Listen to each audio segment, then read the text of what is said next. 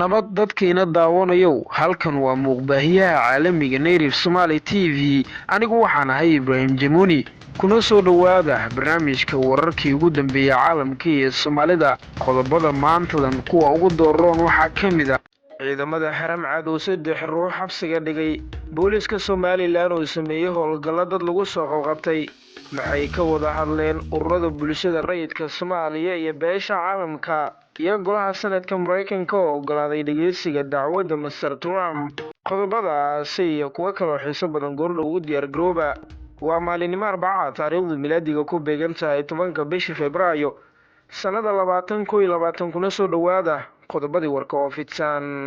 ugu horreyn aynu ku bilownay ciidamada xaram cad oo 3 ruux xabsiga dhigay ilaa iyo 3 ruux oo ka mid a dadka degan xaafadda xaawataako ee magaalada Tanbeledweyne ay ciidamada xaram cad ka qabteen xaafadda Nuurxawaad iyaga oo xabsiga dhigay laamaha amniga magaalada Beledweyne ayaanan wax faahfaahin ka bixin sababta keentay in dadkaasi lagu xiro hase yeeshee ay jirtay in dhowr jeer ciidamo kala duwan ee ku sugan magaalada Beledweyne ay dad badani xabsiga dhigeen muddo ka badan 2 isbuuc ayaa ilaa iyo 7 ruux oo 3 ka mid ah yihiin dumar waxa ay ku xiran yihiin xarunta ciidamada nabad sugidda Beledweyne kuwaasi oo aanan weli helin wax cadaalad ah tan iyo markii magaalada Jowhar ee caasimadda dowlad goboleedka Hirshabelle lagu doortay madaxweynaha Hirshabelle Cali Cabdullaahi Xuseen Cali Guudlaawe waxaana jiray qalalaasyo ka taagnaa magaalada Tanbeledweyne taa oo sababtay in dad badani xabsiga loo taxaabo dhinaca kale booliska Somaliland oo sameeyey howlgallo dad badan lagu soo qabqabtay ciidamo ka tirsan booliska Somaliland ayaa waxay howlgallo kala duwan ka sameeyeen magaalada Laascaanood ee xarunta gobolka Sool halkaas oo bilihii la soo dhaafay ay ka dhacayeen falal amni darro ciidamada ayaa howlgalkan waxa ay ka sameeyeen xaafadaha qaar ee magaalada Laascaanood iyaga oo sidoo kale wadooyinka ku baariyay gaadiid ka yaryar halka mararka qaarna ay muraayadaha madow ka fiiqayeen gawaarida dadka ku sugan magaalada Laascaanood ayaa waxay noo sheegeen in ciidamada ay howlgalkan ku qabqabteen dad fara badan kuwaasi oo la geeyay saldhigga booliska magaalada Laascaanood ee xarunta gobolka Sool dhanka kale ciidamada ammaanka oo Muqdisho ku fashiliyay qarax culus waxaa goor sii horeysay inta badan degmooyinka magaalada Muqdisho laga maqliyay qarax xoog leh ka oo ka dhacay degmada Cabdulcasiis gaar ahaan agagaarka garoonka kubadda cagta Engineer Iriso Stadium qaraxaasi ayaa la sheegay in laga soo buuxiyay jawaan isla markaana la dhigay banaanka garoonka waxaana inay fashiliyaan ku guuleystay ciidamada booliska Soomaaliya sida ay noo xaqiijiyeen ilaha ammaanka ma jiraan wax khasaare ah oo goobtaasi laga wariyay oo ka dhashay qaraxa ay sida breerka ciidamada dowladda Soomaaliya u qarxiyeen waxaana inta badan qaraxa noocani ah magaalada Muqdisho ka fuliyay ururka Al-Shabaab bal markan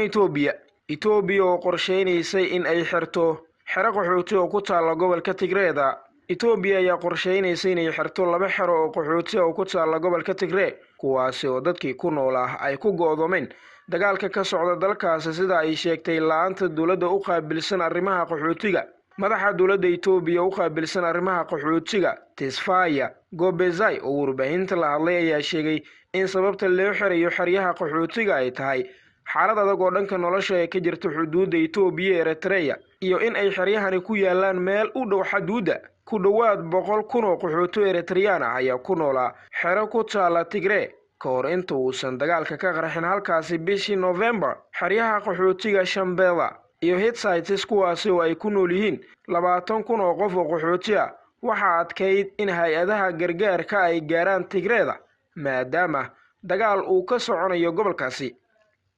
geesta kale maxay ka wada hadleen ururada bulshada rayidka Soomaaliya iyo beesha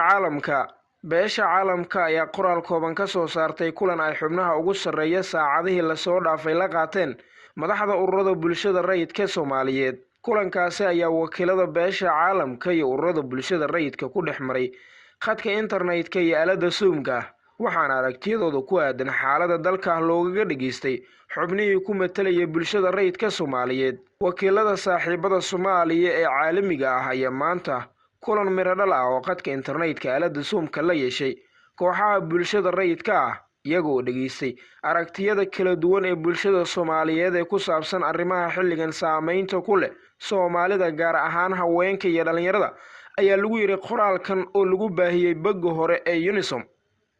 gunti iyo gabagabadii golaha sanadka Mareykanka oo ogolaaday dhageysiga dacwad ka dhan ah Trump golaha sanadka Mareykanka ayaa talaadadii shalay cod ku ogolaaday in si rasmi ah loo bilaabi karo dhageysiga dacwadda xilka qaadista madaxweynihii hore ee Mareykanka Donald J. Trump. Qareenada Trump difaacaya ayaa ku doodaya in aqalka odayaasha uusan sharci dastuuri ah u haysan dhageysiga dacwadda uu aqalka wakiilada ka soo gudbiyey madaxweynihii hore ee Mareykanka, taasi oo ah kicin fal lagu ridi karo dowladda kadib weerarkii ay taageerayaasha Trump bishii hore ka geysteen xarunta Congress-ka ee Capitol. codka ay aqalka odayaasha u qaadeen socodsiinta dhageysiga xilka xayuubinta Trump ee aqalka ayaa waxaa haa ugu codeysay 56 mudane, halka ay maya ugu codeysay amaba ay ka soo horjeesatay 44 mudane. maanta iyo berri ayaa lagu wadaa in muddo 16 saacadood ah oo 2 maalin loo kala jiro uu sanadka dhageysto doodaha labada dhinac oo kala ah guddi ka socda aqalka wakiilada ee dimuqraadi ah